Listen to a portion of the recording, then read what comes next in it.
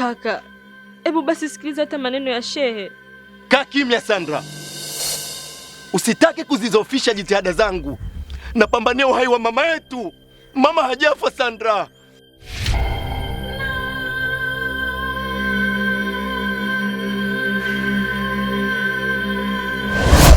Nakuja.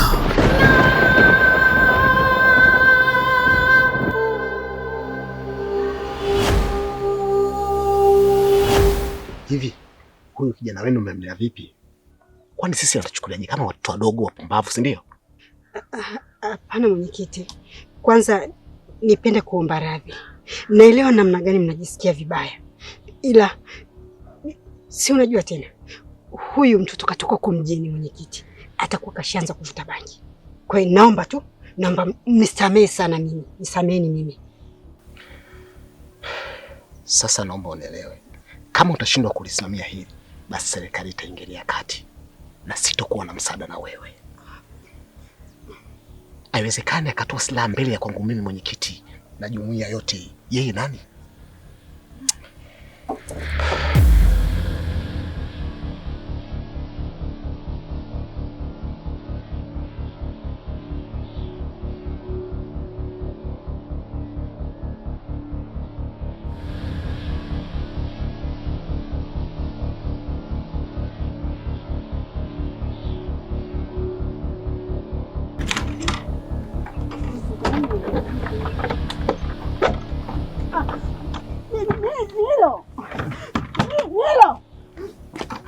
Nilo, usifanye hivyo Nilo.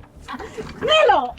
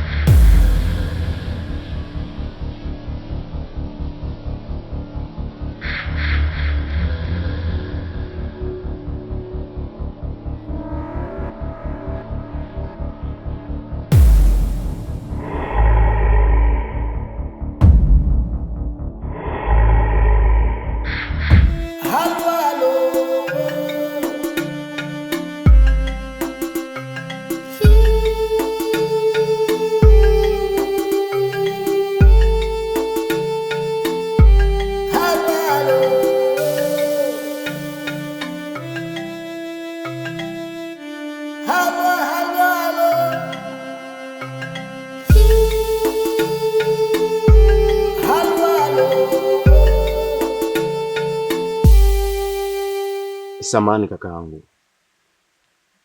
Nilikuwa naulizia kwa mzee Tano. Sijui unapafahamu mzee Tano? Mzee bwana mimi simfahamu. Labda ungeendelea hivyo ukaulizia sehemu nyingine. Sawa, asante.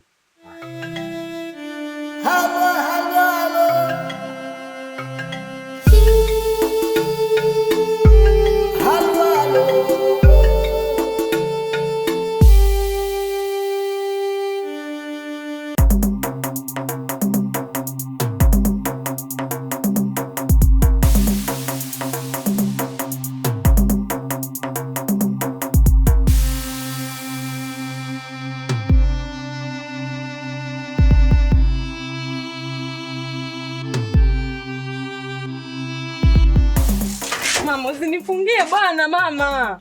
Sasa utaozea humu ndani. Wewe unajifanya mbishi kemu. Sasa mimi ndo mwenyewe. Kuruka kwa maharage ndio kuiva kwake. Utaoza humu. Utoki humu. Mama usinitumie mama, njoo nivumilie bwana. Ah.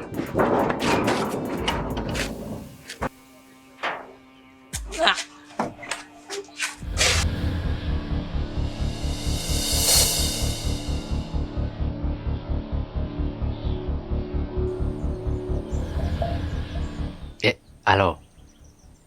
Usiwe na wasiwasi. Mimi niko hapa kwa ajili ya kuripoti haya matukio yote yanayoendelea hapa. Hivi ninavyokuambia, swala lako linaenda vizuri.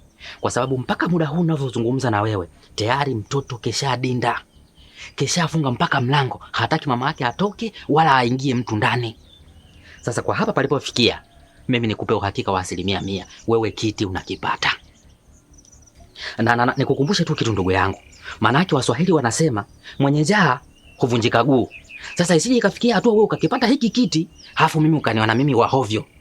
Lazima ukipata kiti na mimi unipe nafasi yangu ndugu yangu. Hapo sawa. Hapo sawa. Hapo tuko pamoja. Na mimi nakuhakikishia niko hapa, sitoi mguu wangu. Hata kama ikatokea nikakatwa sikio, mimi nitabaki hapa nitasikiliza na sikio moja kila kinachoendelea nitakupa. Haya. Haya.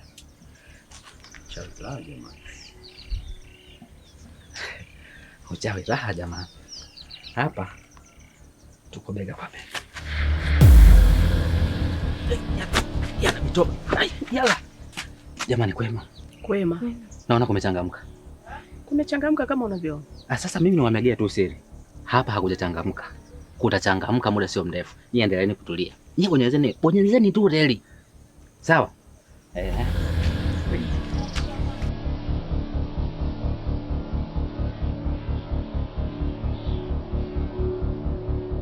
Hivi mama, unanitafuta nini mimi? Au unataka kitu gani kutoka kwangu? Enieni, nitataka nini mimi kutoka kwako? Kama mimi ningekuwa mbaya kwako, basi ningekubana siku ambayo nilikuwa nakuzaa. Mimi nakutakia mema wewe na hicho kiumbe kilichokuwa tumboni. Na ndio maana nataka niende nikakae na mkwe wangu. Nadhani hilo ni jambo la kawaida sana kwenye hii jamii. Lakini mama, huyu mimi ni mke wangu. Na hapa ndo nyumbani kwake. Hawezi akatoka kirahisi rahisi. Na kama siku zikaribia, basi mimi mwenyewe kama mume ndo nitamleta nyumbani kwako. Na sio kila siku kuja kumdai hapa. Enieni, hivi unadhani hii jamii yote inayotuzunguka inanichukuliaje mimi? Kama mkwe wangu yupo kwenye hali hiyo na bado unakaa naye hapa nyumbani kwako. Huyu napaswa kukaa naye mimi nyumbani kwangu. Kuna kazi pia atakiwa kufanya huyu. Natakiwa nizifanye mimi. Kwa sasa muache tu nikakae naye. Akijifungua atarudi. Sasa si ndio unasema kwamba unapaswa kukaa naye? Mimi sasa ndo nasema hapa atoki. Lakini mume wangu, mimi sio ni haja ya kubishana. Ungeacha tu nikaenda na mama. Au kwa sababu utanimisi. Basi kama ukinimisi uje unione, sawa? Suzi, mimi nina maana kubwa sana kukutetea wewe usiende kwa mama. Enieni, naona najisahau kabisa. Unasahau kuwa mimi ni nani. Sasa acha nikukumbushe kuwa mimi ni nani. Ngoja nikutolee radhi.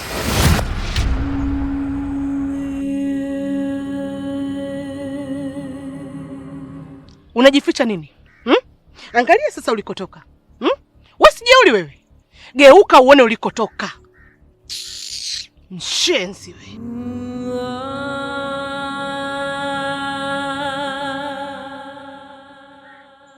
Hebu tuondoke. Wewe nao yao ndio unayoyataka.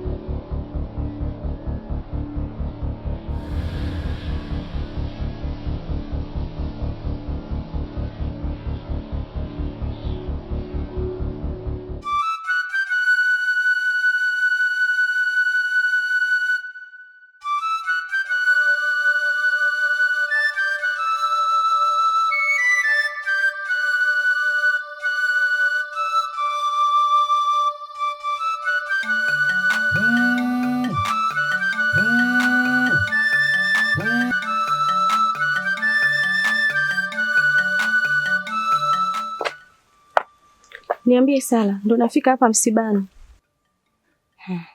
Mimi hata sipo msibani shoga yangu. Kwa nini shoga yangu na wakati msiba mzito au jamani? Ni story ndefu sana.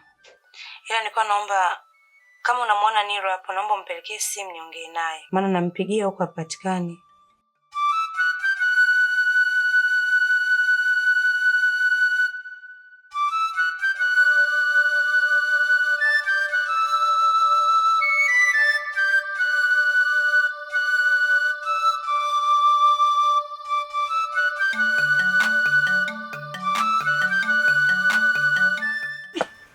Nilo Simoni hapa msibani. Nahisi atakuwa ametoka. Maana kuna sitofahamu kubwa hapa eleweki. Basi sawa. Naomba unisaidie kitu. Utakapomwona tu Nilo mpatie simu niongee naye. Hata kama utakuwa una salio. Wewe ni bipu tu ndakupigia. Sawa. Sawa, asante. Haya.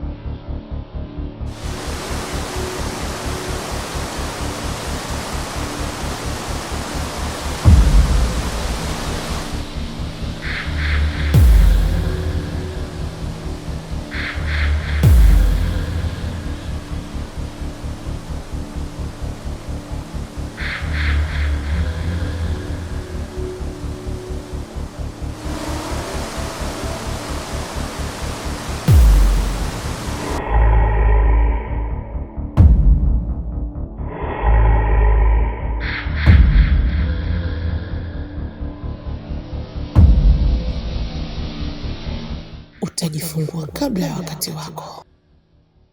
Na kitaka hicho kiumbe nipande cheo, nikalie kiti.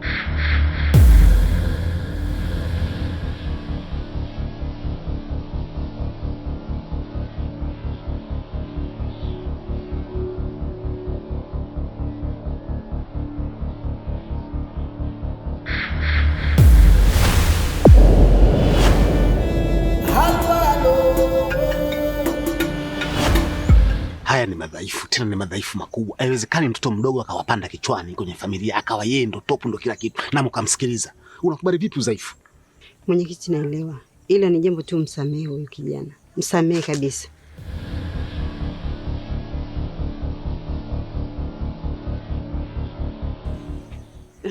Vipi? Yuko wapi dadangu? Nilo, usitaki kunichezea akili yangu. Huyo dadako katoka hapa kaja huku kukutafuta. Ninachokitaka ni funguo, sitaki aibu nyingine kabisa. Naomba funguo. Yaani mimi funguo sitoi. Yaani mamangu hakuna kutoka hapa kwenda pale popote. Sitoi funguo. Sasa nisikilizeni. Inaonekana fika kwamba wewe familia yako imekushindwa. Na inaokuweza wewe ni serikali, na serikali ndio mimi. Sasa hili nalivonia njuga mimi. Nadhani tumeelewana. Umeona hapa watu wote wametawanyika, nimebaki mimi na shangazi yako. Ina maana nimebaki serikali na shangazi yako.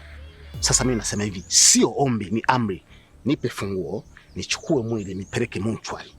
Utapokuwa tayari, utaenda kuchukua mochwari kwa ajili ya mazishi. na sio mwili huo kwamba utazika na wanakijiji wa hapa. Hapana, utazika wewe peke yako. La tofauti na hapo, utawapigia hao wandawazimu wenzako huko mjini, uje ndio uzike nao. Nadhani umenielewa. Mwenyekiti, mamangu hatoki hapa na kupelekwa monchwari. Hii ni hatari kwake, hatoki na kupelekwa. Unataka nini? Unataka nini sasa? Shangazi, nimesema sitoi funguo. Wewe mwendawazimu.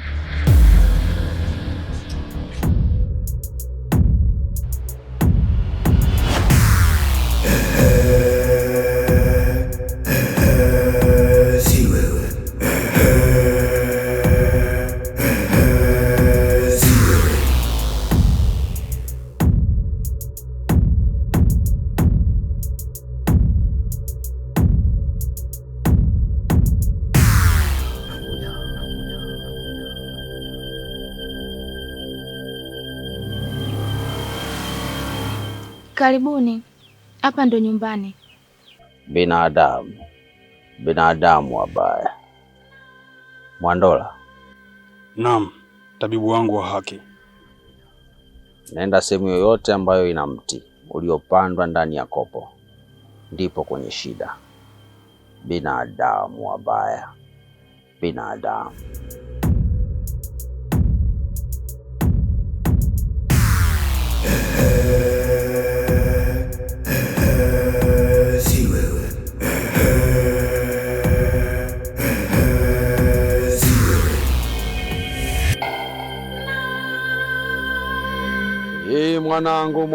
Mwanangu we. Soma kitabu mwanangu we. Uijue miti mwanangu we. Ila kaa ukijua mwanangu we. Hakuna mganga zaidi ya Mungu we. Mwanangu we.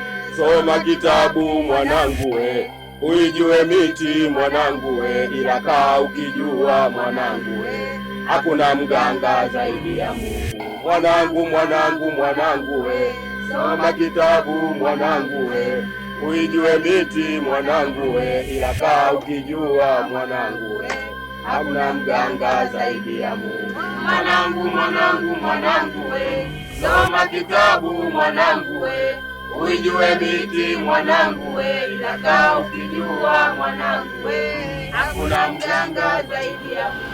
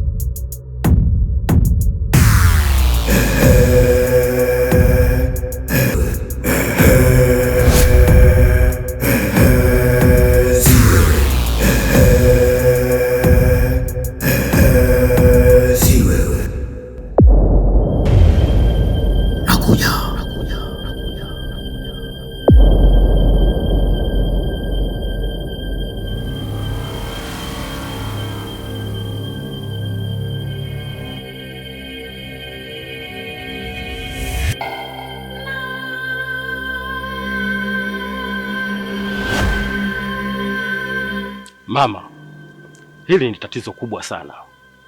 Hivi tangu afike hapa kijijini mdogo wako ana muda gani?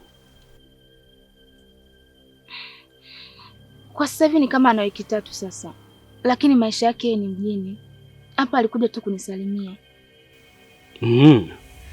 Sasa mdogo wako ametembea na mume wa mtu. Huyo mke wake sasa ndio alosababisha haya matatizo yote, ndio alomtegea tego, ndio alomfanya mguu wake uoze. Nia na madhumuni yake mguu wake ukatike kabisa. Sasa muonye mdogo wako ajifunze kuheshimu wanaume za watu, la sivyo watakuja kumuua. Na vile vile msikose kwenda kuomba radhi kwa aliyemkosea. Sawa baba, nimekuelewa.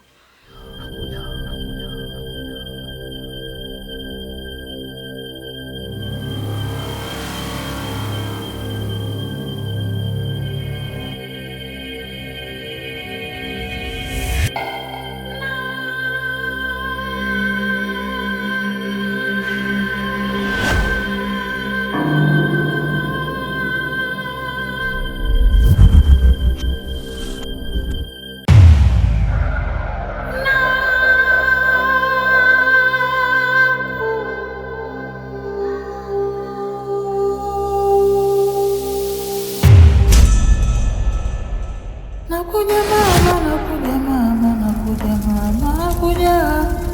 mama, nakuja mama, nakuja